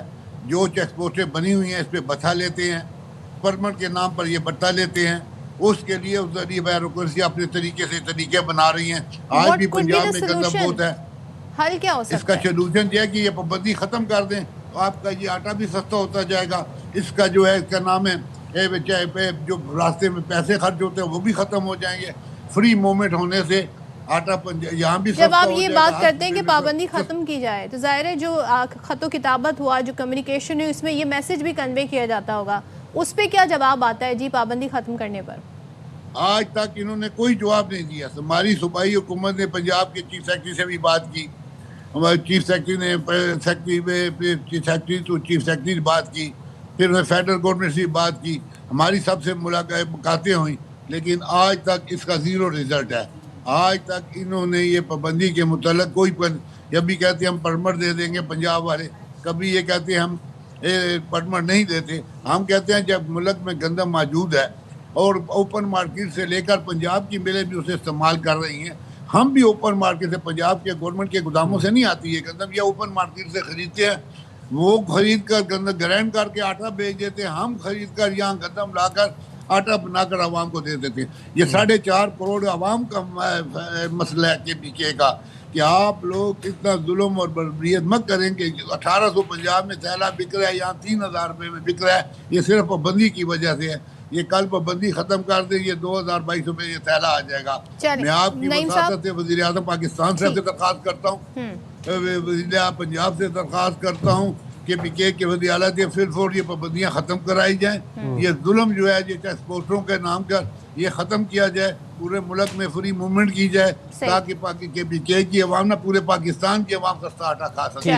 جو 3000 بالکل آپ صحیح کہہ رہے ہیں, آپ کا یہ میسج یقیناً کنوے ہو گیا ہوگا. تھینک یو سو مچ. اور ظاہر ہے اس ایشو کو ہم کوشش کریں گے کہ جو پنجاب حکومت ہے, خاص طور پہ جو بیوروکریسی کے حوالے سے بات کر رہے ہیں بار بار نعیم صاحب, ان سے معاملہ ذرا اٹھائیں, وہاں کا ورژن کیا ہے وہ جاننے کی کوشش کریں. بالکل جی, وہاں کا ورژن کیا ہے وہ بھی ہم جاننے کی کوشش کریں گے, اور اس حوالے سے بات بھی ہوئی ہے وفاق کی, کے پی کی اور آپس میں. لیکن دیکھتے ہیں کہ how this entire situation unfolds. آگے بڑھتے ہیں اور آپ کو بتاتے ہیں آج ہم کون سا دن سیلیبریٹ کر رہے ہیں. آج ہم وائٹ کین ڈے سیلیبریٹ کر رہے ہیں. وائٹ کین مطلب وہ جو سفید چھڑی ہوتی ہے, جو کہ اسپیشلی ایبلڈ بلائنڈ افراد کی ایک نشانی ہوتی ہے, ایک پہچان ہوتی ہے اگر آپ کے پاس وہ وائٹ کین ہے. تو اقوام متحدہ کے زیر اہتمام پاکستان سمیت دنیا بھر میں 15 اکتوبر کو نابینا افراد کی پہچان سفید چھڑی کے عالمی دن کے حوالے سے منایا جاتا ہے. اور سفید چھڑی کا عالمی دن منانے کا مقصد نابینا افراد کو درپیش مسائل اور ان کی مشکلات کے متعلق معاشرے کو آگاہی دینا ہے, آپ سب کو آگاہی دینا ہے. بالکل. اچھا, اور پاکستان میں ہم بات کریں تو بلائنڈ افراد کے لیے ملازمتوں میں کوٹا بھی مختص ہے, جو کہ ظاہر ہے اس کو بڑھایا جا سکتا ہے. اگر اس کا نمبر دیکھیں تو یہ آٹے میں نمک کے برابر ہے, لیکن اس کوٹے پر بھی عمل نہیں کیا جاتا. آپ اس سے اندازہ لگا لیں. اور جس کا مظاہرہ ہم نے دیکھا جی کہ خاص طور پہ ہم دیکھ رہے تھے جب پنجاب میں مختلف شہروں سے لاہور میں آئے دن جو ہوتا رہتا ہے کہ لوگ اپنا حق مانگنے کے لیے احتجاج کرتے ہیں اور سڑکوں پہ دکھائی دیتے ہیں. لیکن اس ساری صورتحال پر اور آج کے دن کی اہمیت کے حوالے سے بات کرنے کے لیے ہمارے ساتھ موجود ہیں blind activist doctor Anita Wilson. Thank you so much doctor Anita for joining us. آپ نے ہمیں جوائن کیا, بہت شکریہ. اور میں سب سے پہلے جاننا چاہوں گی آج کے دن کی کیا امپورٹنس ہے اور کیا حقوق ہیں جو ملنے چاہیے. جی السلام علیکم. وعلیکم السلام. جو تمام سامعین سن رہے ہیں میرے, تو ان سب کو میری طرف سے بہت السلام علیکم اینڈ گڈ مارننگ. میرا نام ڈاکٹر انیتا ولسن ہے اینڈ میں نے پولیٹیکل سائنس کراچی یونیورسٹی سے اپنی پی ایچ ڈی مکمل کر کے اب آئیڈریو اسکول میں اپنی ایز اے لیکچرر اپنی خدمات انجام دے رہی ہوں. اینڈ ساتھ ساتھ جو اپنی گریجویشن لیول پر اے ڈی اے لیول پر انچارجشپ کی سروسز بھی سر انجام دے رہی ہوں. کیا بات ہے. جی ڈاکٹر صاحبہ یہ بتائیے گا کہ آج کا دن وائٹ کین ڈے ہم کس مناسبت سے مناتے ہیں, اور کیا آگاہی ہے جو میں آج کے دن اسپریڈ کرنی چاہیے, کیا اویئرنیس ہے جو آپ آج خاص طور پر باخبر سویرا کے پلیٹ فارم سے اب ہمارے ویورز تک پہنچانا چاہتی ہیں.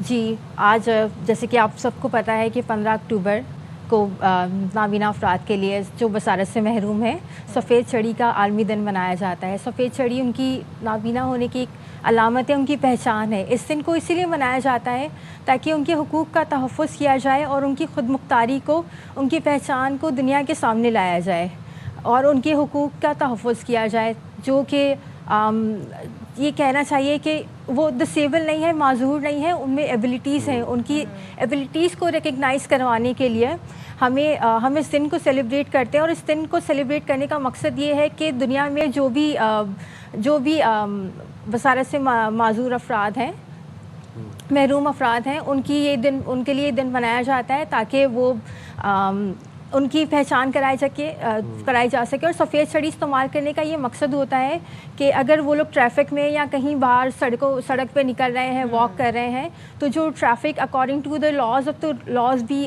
ریکگنائز کروا دیے گئے ہیں. اور تمام ممالک میں یہ لاز ہیں کہ اگر یہ افراد ہیں جن کے ہاتھ میں سفید چھڑی ہے وہ لوگ سڑک پہ ہیں یا واک کر رہے ہیں تو ٹریفک رک جاتی ہے, اور جب تک وہ گزر جاتے ہیں سیفلی, وہ روڈ کراس کر لیتے ہیں, سڑک سے گزرتے ہیں, تو اس کے بعد ہی ٹریفک جو ہے اپنی کنٹینیوشن میں جاتی ہے. بالکل. اور ڈاکٹر انیتا آپ نے بہت اچھی بات کہی کہ you people are gifted differently, اور اس گفٹ کو جو ہے اس کو پہچاننا, اس کی ایکنالجمنٹ, ریکگنیشن جو ہے وہ بہت ضروری ہے. ایک چیز مجھے بتائیے گا, ماشاء اللہ آپ پروفیسر ہیں, پڑھاتی ہیں, تو آپ نے کیسے یہ سفر طے کیا؟ بیکاز آپ بہت سارے لوگوں کے لیے انسپریشن ہیں. کیا کیا ہرڈلز آئے, ان کو کیسے اوور کم کیا؟ جی ہرڈلز تو آتے ہیں, لیکن اگر آپ نے ہمت باندھ لی جائے, اگر آپ کا عزم پختہ ہو کہ آپ نے اپنا جو گول ہے, اپنا ایم اچیو کرنا ہے, تو میں نے جب لوگ مجھے کہتے تھے کہ بصارت سے محروم ہے, یہ کیا کرے گی سوسائٹی میں, تو میں نے پھر اپنا عزم اور پختہ کر لیا, کیونکہ یہ باتیں آپ کو ہمت دیتی ہیں کہ نہیں, آپ کو اپنی پہچان بنانی ہے اور آپ کو اپنا نام بنانا ہے دنیا میں. بیکاز آپ کو اگر لائف ملی ہے, خدا نے اگر آپ کو یہاں بھیجا ہے, آپ کو ایک انسپریشن لوگوں کے لیے بنا کے بھیجا ہے, تو پھر آپ اس کو پروف کریں. تو اسی لیے میں نے میرا یہ گول تھا, میرا ایم تھا, اور میرے فادر کی بھی یہ وش تھی کہ میں لیکچرار بنوں اور اپنی ایجوکیشن کو بہت اچھے طریقے سے مکمل کروں. اسی لیے میں نے پی ایچ ڈی کمپلیٹ کی. میرا جو ٹاپک ہے socio political status of religious minorities in Pakistan, تو اس میں ہرڈلز آئے اور بہت ساری چیزیں ہمارے لیے ایکسیسیبل ابھی بھی نہیں ہیں, آلدو ہم لوگ ٹیکنالوجی کے تھرو چیزوں کو لے کر چلتے ہیں, بٹ اگر آپ مینشن کرنا چاہیں کون کون سی چیزیں ہیں؟ جیسے کہ ہم لوگ we can use laptop as well, mobile ہم یوز کر سکتے ہیں, اور اپنی ریسرچ کو ہم آن لائن ہم تھرو, میں نے جو اپنی تھیسس خود ٹائپ کی اور سب چیز مائکروسافٹ آفس کے تھرو سب چیز یوز کر سکتے ہیں. ہم لوگ اے آئی کا یوز کر سکتے ہیں, بٹ اس کے باوجود بھی ہمارے لیے جو فیسلٹیز ہیں وہ پاکستان میں تو بہت ہی لیس ہیں. جیسے کہ اب کچھ کوٹا سسٹم میں بات تو ہوئی ہے, بٹ اس کا امپلیمنٹیشن نہیں ہو رہا ہے. اور آپ یہ دیکھ سکتے ہیں کہ اگر اب ہمارے لیے جابز ہیں, کوٹا سسٹم کہہ دیا ہے گورنمنٹ نے, پرائیویٹ سیکٹر بھی کچھ ہمارے لیے کوٹا سسٹم کر رہے ہیں, ان کے لیے انہوں نے ہمارے لیے مختص تو کر دیا ہے, لیکن ابھی بھی کچھ لیکنگز ہے اور امپلیمنٹیشن کی ضرورت ہے. اور پاکستان میں ایجوکیشن لیول پر ہماری کوالیفیکیشن کے اعتبار سے ہمیں جابس پرووائڈ کی جائیں, آلدو وہ گورنمنٹ لیول پہ ہوں, پرائیویٹ لیول پہ ہوں. اور ہم لوگ, ہمارے کچھ اسٹوڈنٹس ابھی بھی, اگر میں آپ کو بتاؤں تو وہ سائنس کے ڈپارٹمنٹ میں NED یونیورسٹی میں ابھی ایجوکیشن کمپلیٹ کر رہے ہیں. تو آپ اور یونیورسٹیز کو بھی چاہیے کہ ہمارے لیے اس طرح کی اپرچونیٹیز کریٹ کریں, سو دیٹ ہم لوگ باقی لوگوں کے ساتھ شانہ بشانہ ہو کے چل سکیں. We are not disable, we are definitely able. See the abilities not the disability. Exactly, you guys are specially abled. Doctor Nita یہ بتائے گا کہ ابھی ہم نے حال ہی میں دیکھا کہ ایک خاتون کی عطا کردہ 2 آنکھیں 2 بصارت سے محروم افراد کو لگائی گئیں. اس میں میں آپ سے یہ جاننا چاہتا ہوں کہ کارنیا ٹرانسپلانٹ, کارنیا ڈونیشن کو کتنی اہمیت ہمیں دینی چاہیے؟ جی مجھے بھی کارنیا کا ہی ایشو ہے, اور ٹرانسپلانٹ کا پروسیجر تو ہے, بٹ یہ کتنا ایکسیسیبل ہے اور کس کے لیے ایکسیسیبل ہے یہ ہم نہیں کہہ سکتے. ہم کوشش تو کر سکتے ہیں, ہمارے پاکستان میں یہ چیز بھی اب امپلیمنٹیشن کی جا رہی ہے, اس پہ کچھ ایکسپیریمنٹ بھی ہوئے ہیں, بٹ رزلٹ اس طرح سے نہیں ہے جس طرح سے ہونا چاہیے. سری لنکا تک بھی ہم نے اس چیز پہ بات کی, اور ڈاکٹرز نے کہا کہ اگر کارنیا ٹرانسپلانٹ بھی ہو جائے تو سم ٹائم لوگوں میں پھر دوسری طرح کی ڈیزیز اور ڈسیبلٹیز بھی ہو سکتی ہیں. تو بٹ اس پہ ابھی کام کرنے کی اور ضرورت ہے. ہو سکتا ہے it can be work in the future. بالکل آپ نے کہا, اور ہم ہوپ فل ہیں کہ میڈیکل سائنس اتنی ترقی کرے کہ بہت ساری چیزیں آسان ہو جائیں. لاسٹلی کوئی میسج آپ دینا چاہیں آج کے دن کی مناسبت سے ڈاکٹر انیتا؟ جی میں صرف اتنا ہی کہنا چاہوں گی کہ آپ یہ نہ سمجھے کہ ہم نابینا ہیں یا بصارت سے محروم ہیں. We are able just like the others.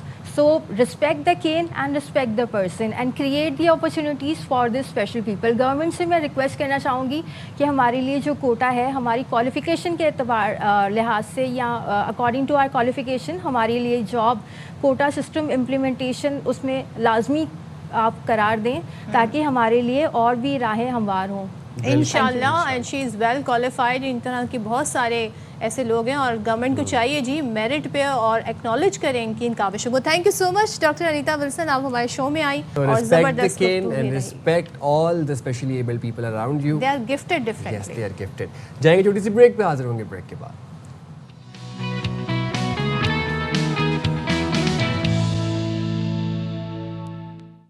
Welcome back جناب. اور پاکستان کے لیے بہت سی مثبت خبریں آ رہی ہیں, خوش آئند معاہدے ہو رہے ہیں الحمدللہ, ایم او یوز پر سائن ہو رہے ہیں, ٹریڈ, تجارت, آئل ایکسپلوریشن, بہت سی باتیں ہو رہی ہیں. بٹ اس سب میں کچھ عناصر ایسے ہیں جو کہ پاکستان میں افراتفری پھیلانے کی کوشش کرتے ہیں. چند روز قبل ہم نے دیکھا کہ تحریک لبیک پاکستان کی جانب سے لاہور, مرید کے اور گرد النواح میں ایک احتجاج کی کال دی گئی, اور وہ احتجاج کے جس بارے میں تھا وہ مسئلہ سالو ہو چکا تھا. وہ احتجاج تھا فلسطین سے یکجہتی کے لیے یا وہ غزہ کے لوگوں کے لیے آواز اٹھانے کے لیے وہ احتجاج تھا. اور ہم نے دیکھا کہ وہ احتجاج کا جو پہلا فیز تھا امن معاہدے کا وہ وہاں پر سائن ہو رہا تھا, لیکن وہ کال واپس نہیں لی گئی. اور پھر وہ احتجاج تھا یا وہ اشتعال انگیزی تھی, وہ ایک ان پرووکڈ ریاست کے اوپر چڑھائی کرنے کی کوشش کی گئی. کوشش نہیں کی گئی بلکہ کیا گیا. اچھا آپ یہ دیکھیں کسی بھی ملک میں جب ہم بات کرتے ہیں نا, جیسے شاہ سائم نے کہا معیشت جب پھلتی پھولتی ہے تو وہاں پر جی استحکام بڑا ضروری ہوتا ہے, امن استحکام. اور یہ ہم تمام شہریوں کی ایز پاکستانی رسپانسبلٹی ہے کہ ہم امن عامہ کا خیال ضرور رکھیں. لیکن وہی بات جس وقت جو ٹائمنگ ہے وہ بڑا میٹر کرتے ہیں. جس ٹائم پر یہ احتجاج ہو رہا تھا وہ غزہ مارچ میں, اور غزہ کا جو سلسلہ شروع ہوا وہ 7 اکتوبر 2023 کو شروع ہوا تھا. پورے 2 سال تھے. لیکن جب یہ امن معاہدہ سائن ہو رہا تھا, جب امن سے متعلق تمام تر ممالک, جو بڑا ایک مشکل اور کٹھن مرحلہ تھا کہ ممالک کو بٹھایا جائے ایک ٹیبل پر اور غزہ میں امن کو واپس لایا جائے, خاص طور پہ اسرائیل جس ہٹ دھرمی کا مظاہرہ کر رہا تھا, ایسے ٹائم پہ اس کی کنٹینیوٹی, اس احتجاج کی, اس مارچ کی کنٹینیوٹی جو ہے وہ ایکچولی کسی کو سمجھ نہیں آئی ہے. اور جب یہ چیزیں ایک ایسی شکل اختیار کر جائیں جہاں پر ایک ریاست اور کہتے ہیں نا کہ کو اپنی ریٹ جو ہے وہ قائم کرنی پڑے, تو پھر ظاہر ہے سوال اٹھتے ہیں کہ بھائی آپ کیوں چاہتے ہیں کہ ملک میں ایک ایسے وقت میں جب اچھی خبریں آ رہی ہیں, جو پازیٹیو آ رہے ہیں, تو پھر اس طرح کے عناصر جو ہے وہ کیوں سرگرم ہیں. اور اس ریلی کے دوران ہم نے دیکھا کہ جب بھی خطاب کے دوران بار بار یہ بات کہی گئی کہ ریاست کے ریٹ کو چیلنج کرنے کی کوشش کی گئی, کیا گیا بلکہ.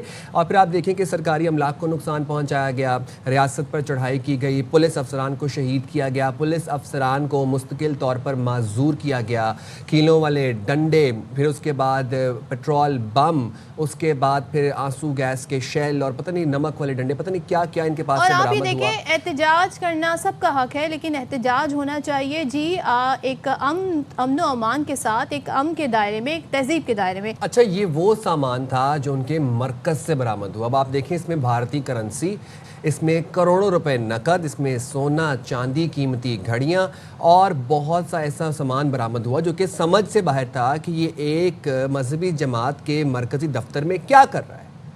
بالکل, اور یہ قانون نافذ کرنے والے اداروں کی جانب سے یہ تمام تر ریکوری ہوئی ہے اب. اور ساتھ ہی جو احتجاج ہو رہا تھا اور اس احتجاج کے دوران بیانات یا اعلانات کس طرح کے کیے جا رہے تھے. کہا جا رہا ہے کہ ان کو گھیر لو, پیچھے سے گھیر لو, ان کو آگے سے گھیر لو. احتجاج ایسے ہوتی ہیں کہ قانون نافذ کرنے والے اداروں پر چڑھائی کی جائے, ان کو مارا جائے, پولیس افسران کو شہید کیا جائے. یہ کون سا احتجاج تھا؟ چلیں تو ساری صورتحال پر بات کر لیتے ہیں. ہمارے ساتھ موجود ہیں بریگیڈیئر ریٹائرڈ وقار حسن صاحب. تھینک یو سو مچ وقار صاحب. ذرا بتائیے گا, ایک تو یہ ریکوری بھی ہوئی, دوسرے جو ہم ٹائمنگ پہ بات کر رہے تھے کہ ایسے ٹائم پر جب ملک میں بہت اچھی پازیٹیو خبریں آ رہی ہیں, پاکستان کو دنیا ایکنالج کر رہی ہے, اور جب امن معاہدہ طے پا رہا ہے اس میں اس احتجاج کی کنٹینیوٹی یہ سمجھ سے بالا تر تھی. آپ اس پر کیا کہیں گے صورتحال پہ؟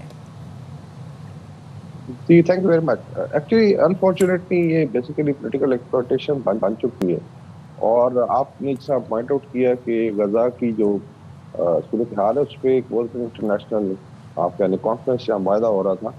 اور اس کے علاوہ جو ہے اس میں دیکھیں ہم ابھی ٹرکی میں وہاں پریزیڈنٹ طیب اردگان گئے ہوئے تھے, شہباز شریف صاحب تھے, باقی اسلامک ورلڈ کے لوگ آئے ہوئے تھے, اور غزہ کے لوگوں کے لیے ایک ریلیف کی بات چیت ہو رہی ہے.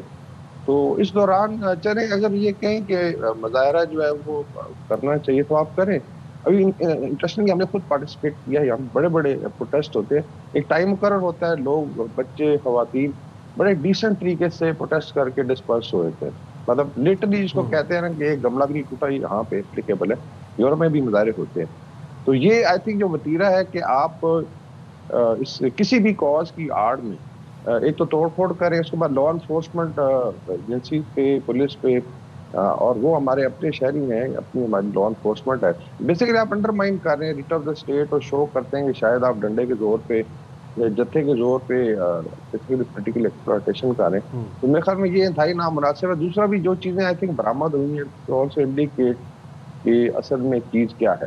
یہ سیاست ابھی بیسیکلی ایک بزنس کی دکان بنتی جا رہی ہے اور پریشر گروپس بن گئے ہیں, اور یہ سمجھتے ہیں کہ اس سے ووٹ پالیٹکس میں بھی ان کو مدد ملے گی, پلس اپنے جو بھی ناجائز مطالبات ہیں ان کو منوانے میں. تو میرے خیال میں اسٹیٹ کا جو ڈیسیژن ہے کہ پروٹیسٹ تو کسی تمیز اور تہذیب کے پیرائے میں لایا جائے. دوسرا it will not be allowed, یہ کہیں بھی نہیں کہ آپ ڈسرپٹ کریں یہاں پہ روڈ بلاک کرنا یا میں بھی 1 منٹ بھی زیادہ ٹھہرنا دین جو ڈیسائیڈ ہوتا ہے. پروٹیسٹ مینس کہ آپ نے دنیا کو دکھانا ہے کہ you are having solidarity with the people of Gaza.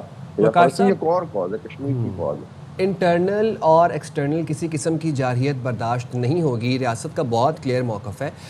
اس کے بعد ایک تو جب یہ مذہبی جماعت کے مرکزی دفتر پر چھاپا پڑا, وہاں سے بھارتی کرنسی نکلی, یہ کس چیز کی طرف اشارہ کرتی ہے؟ سیکنڈلی پولیس والوں کو مارنا, ان کو مستقل طور پر شہید کرنا, پھر ان کو گھیرنا, پھر سرکاری املاک کو نقصان پہنچانا, یہ تو کوئی بھی جتھا کبھی بھی اٹھے گا اور اٹھ کے ریاست پہ چڑھائی کر دے گا. کیا یہ اس طرف اشارہ ہے؟ کیا کرنا چاہیے, ان کا مستقبل کیا ہے ایسی جماعتوں کا, ایسے گروہوں کا؟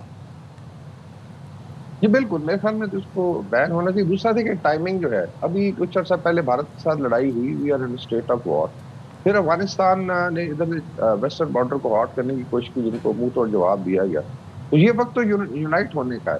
پھر اس میں اندر آپ پروپیگنڈا دیکھیں کہ ایک لمبی لسٹ دے دی گئی اور ٹوٹل ایک فالس نیریٹو ہے, اور پوری دنیا میں نیریٹو دیکھا جا رہا تھا. تو خدا نہ خواستہ بہت زیادہ کوئی اپریشن ہوئی ہے, شہادتیں نہیں ہیں. حالانکہ ابھی یہ پتہ چل رہا ہے اس پہ صرف وہی لوگ جو لا انفورسمنٹ کے اوپر جنہوں نے اٹیک کیا ان کو سارٹ آؤٹ کیا گیا تھا. اور پھر آپ دیکھیں کہ جھوٹا پروپیگنڈا بھارت سے ہو رہا تھا ریزونیٹ. پھر ایک پولیٹیکل پارٹی ماشاءاللہ بیٹھی ہے کے پی میں, وہ لوگ اس میں شامل ہو گئے. تو اس کا مطلب ہے کہ ایک آرکسٹریٹڈ کیمپین ہے. بھارت کی کرنسی کا کیا کام ہے آپ کے برتن میں؟ اسلام کا آپ نام دیتے ہیں اور باقی بتا دیں کہ اسلام میں کہاں پہ ہے کہ آپ روڈ بلاک کریں گے. وہاں پہ تو کہا جاتا تھا کہ راستے سے پتھر بھی ہٹایا جائے تو وہ بھی ایک صدقہ ہے. تو اس کا مطلب آپ نے فیسیلیٹیٹ کرنا ہے لوگوں کو اور ان کو ادھر آسانی نہیں کرنی. تو میرے خیال میں ابھی جتھوں کی جو سیاست ہے اس کو بین کرنا چاہیے. آپ بالکل کسی بھی لیٹ سے کاز کے لیے کرتے ہیں تو ایک ڈیسنٹ طریقہ ہے پروٹیسٹ کا جو پوری دنیا میں رائج ہے. اگر آپ توڑ پھوڑ کریں گے اور پھر ایک نیریٹو بنائیں گے اگینسٹ دا اسٹیٹ اور پاکستان کے خلاف, ایسے موقع پہ جب دشمن حملہ آور ہے دونوں سائڈ سے, تو بڑی شرم کی بات ہے. میرے خیال میں ابھی ٹائم آ گیا کہ اس کا پورا احتساب ہو اور یہ ساری چیزیں سامنے لائی جائے, کس طریقے سے اتنا پیسہ سونا اور یہ چیزیں اکٹھی کی گئی اور کس کے کہنے پہ اس ٹائم پہ یہ بیسیکلی پروٹیسٹ جو تھا اس میں وائلنس لایا گیا. اچھا, ایک ہم اس طرح کے جو پرتشدد احتجاج ہوتے ہیں وقار صاحب, اس میں آپ نے بھی جیسے پوائنٹ آؤٹ کیا کہ یہاں پر ہمیں ملٹی پرونگ اپروچ نظر آتی ہے. سرکاری املاک کو نقصان پہنچانا, پھر جس طرح کے بیانات ہوتے ہیں جس میں اکسایا جاتا ہے. تیسرے ہم یہ دیکھ رہے ہیں سوشل میڈیا کا استعمال. سوشل میڈیا پر کیا خبر سچ ہے, کیا جھوٹ ہے, یہ سب گڑبڑ ہو جاتا ہے. تو وہ ایک بڑا ہی کہتے ہیں نا چیزوں کو ایکسلریٹ کر دیتا ہے. ابھی حقائق آئی نہیں, ابھی فیکچول رپورٹس آئی نہیں کہ وہاں سے خبریں چلنا شروع ہو جاتی ہیں. تو اس سب کا سدباب آپ سمجھتے ہیں کیا ہونا چاہیے؟ اس میں تو ایک ہماری اسٹریٹجی کے تحت ایک تو عوام کو اپرائز کرنے کی ضرورت ہے, کیونکہ اسٹیٹ کمیٹڈ ہوتی ہے اس وقت لا انفورسمنٹ میں, یا جس طرح بھی افغانستان میں سے طالبان نے, آئی وڈ ناٹ سے افغان گورنمنٹ نے, جیسے کہ انلیگل گورنمنٹ ہے, انہوں نے حملہ کیا ہوا تھا اور آپ لٹرلی حالت جنگ میں دونوں طرف. اور میرے خیال میں کوئی بھی ذی شعور پاکستانی جو ہے ایسے موقع پہ اور ایسی ٹائمنگ پہ اس طرح کی حرکت نہیں کرے گا. پھر شرم الشیخ میں اگر پوری اسلامک ورلڈ جو ہے تو وہ زیادہ سیانے ہیں یہ پوری اسلامک ورلڈ سے. لوگ جو گراؤنڈ پہ سچویشن سمجھتے ہیں اور فلسطینیوں کو ریلیف دینا چاہیے. حماس خود اگری کر رہی ہے, جہاں پہ فلسطین کی لیڈرشپ ہے, محمود عباس صاحب تھے, باقی لوگ تھے. تو یہ ابھی basically it's just I would say browning point scoring ہے. تو ساتھ پھر جس آپ نے ذکر کیا سوشل میڈیا کیمپین کا مطلب ہے کہ ایک چیز تیار تھی کہ وائلنس ہم کریں گے, اس کے بعد رسپانس آئے گا, اس کے بعد پھر آپ وکٹم کارڈ کھیلنا شروع ہوتے ہیں اور سم ہاؤ عوام بھی بیچاری جذباتی ہماری لوگ اس میں آئے تھے جہاں سے میں سوشل میڈیا پہ اچھی خاصی کیمپین ان کی. پھر خیر سے پی ٹی آئی نے اپنی کیمپین کو جو بھی تھی 9 مئی کو جسٹیفائی کرنا شروع کر دیا. اس کا مطلب ہے کہ وائلنس جو ہے وہ جسٹیفائڈ ہے. یہ جتھے کی سیاست ہے یہی چلے گی پاکستان میں, تو ایسا نہیں ہوگا. وقار صاحب بھی جب ان کے مرکزی دفتر پر چھاپا مارا گیا تو وہاں سے سونا, چاندی, قیمتی گھڑیاں, یورو, ڈالرز, بھارتی کرنسی تک نکلی اور کروڑوں میں نقدی تھی. یہ کس طرف اشارہ کرتا ہے, یہ کیا ظاہر کیا کرتا ہے؟ یہ بیسیکلی تو یہ آئی وڈ سے دکانداری ہے, یہ ابھی سیاست تو نہیں ہے. اور میرے خیال میں یہ اکاؤنٹیبل بھی نہیں ہے. لیٹس سے اگر انکم ٹیکس ڈپارٹمنٹ پوچھتا ہے جی کہ چلیں آ گئے ہیں پیسے تو اس پہ ٹیکس کتنا بھرا ہے آپ نے, وہاں پہ ان سے نہ پوچھا جائے اور یہ دیکھیں کتنی ایکسپلوٹیشن ہے. پھر کسی حد تک آئی وڈ سے جعلیت بھی ہے. ابھی یہاں پہ بھی آپ دیکھ لیں, باقی عرب ورلڈ ہے, ایران ہے, وہاں پہ علماء کرام کس طریقے سے رول ادا کرتے ہیں. یہ کلیم کرتے ہیں اگر لیٹس سے علماء کے وارث ہیں, تو یہ تو کوئی طریقہ نہیں ہے کہ آپ جو ہے ایک جالانہ طریقے سے اور جھوٹ پہ مبنی آپ ایک پالیٹکس کریں, نیریٹو کریں, پھر آپ لڑائی کروائیں اور اس کے اندر آپ سمجھتے ہیں جی کہ آپ کو لیٹس پولیٹیکل پارٹی کو اسٹرینتھ ملے گی. آئی تھنک یہ کسی نہ کسی کے اشارے پہ ہوا ہے اور ٹائمنگ بھی اس کی بڑی کرٹیکل ہے کہ پاکستان کو انٹرنیشنلی بدنام کیا جائے اور اس کے علاوہ جو ہے اسٹیٹ کو بیسیکلی بہت زیادہ پریشر. میرے خیال میں لا اینڈ آرڈر کے لیے بڑا ضروری ہے کہ باقی جو ممالک ہیں یہاں پہ جس طرح ٹرکی ہے, یہاں دکھایا جائے کس طریقے سے پیسفل پروٹیسٹ ہوتے ہیں اور لاکھوں کی تعداد میں لوگ نکلتے ہیں آنیسٹلی. لیکن ایک ٹائم مقرر ہے, اس کے بعد آگے بھی پیچھے پولیس ہوتی ہے, آپ پروٹیسٹ کریں, اپنا لوگن لگائیں اور اپنا احتجاج ریکارڈ کریں, اس کے بعد گھروں کو چلے جائیں. تو وہ آئی تھنک جمہوریت کی بیسیکلی روح ہے. ٹھیک ہے, بہت تھینک یو سو مچ وقار صاحب گفتگو کرنے کے لیے. اور جب ہم بات کرتے ہیں احتجاج کی, ہم نے یورپ میں بڑے احتجاج تھے کہ وہ احتجاج کتنے پیسفل تھے اور یکجہتی کا اس سے مظاہرہ نظر آتا ہے. بٹ جب احتجاج پر تشدد ہو جائے تو پھر آپ دیکھیں صورتحال اس طرح کی بنتی ہے. اب تک کے لیے اتنا ہی, ملاقات ہوگی آپ سے کل. اپنا بہت زیادہ خیال رکھیے گا. اللہ حافظ. پاکستان زندہ باد.